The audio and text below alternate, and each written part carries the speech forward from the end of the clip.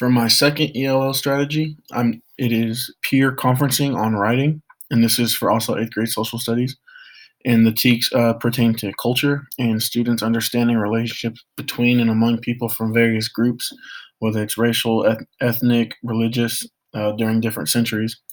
And they're just supposed to identify racial, ethnic, and religious groups that settled in the U.S. and explain their reasons for immigration. So in this activity, students will be writing a little paper. I put 10 to 12 sentences. I don't think that's too much or too little for ELL students starting to write in English, but they will be writing about a culture that is not their own. And students will write about where the cultures were found, where they came from, what kind of beliefs and values that culture held, maybe even music and food that came from the culture.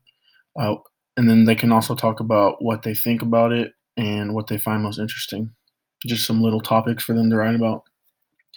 And so after students have written their paper, they will read it to a partner, or they can just have the partner read it. And the partner can be asking them questions about their word choice, sentences, maybe their knowledge about it, and just questioning any other questions the paper could spark.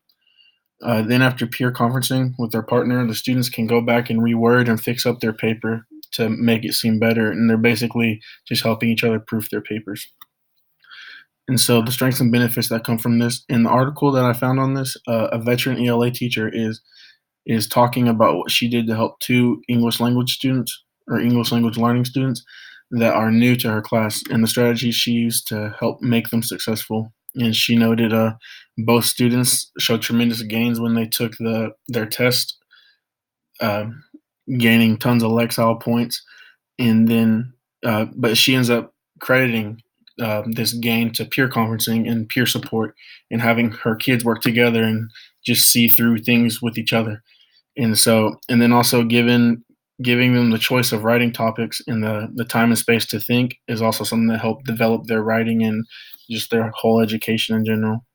And so, from that article in my assignment, I think this strategy and assignment will allow students to feel freer to pick their writing topic to get help from, and then to get help from a partner in similar circumstance like them, who's also ELL, is a lot more level with their train of thought.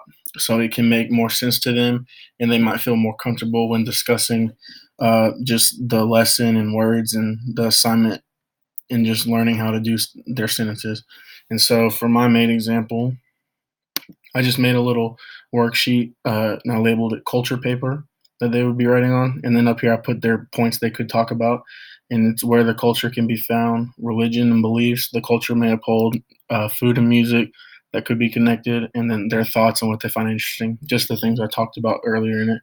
And then down here, they have all their space to write. But then down here at the end, at the bottom of the paper, I wrote a section for them where it's where they can make changes in words and suggestions from peer that they can make, so they can make note of that, and so they can remember what to do, what they've discussed about with their partner. And that is my second ELL strategy.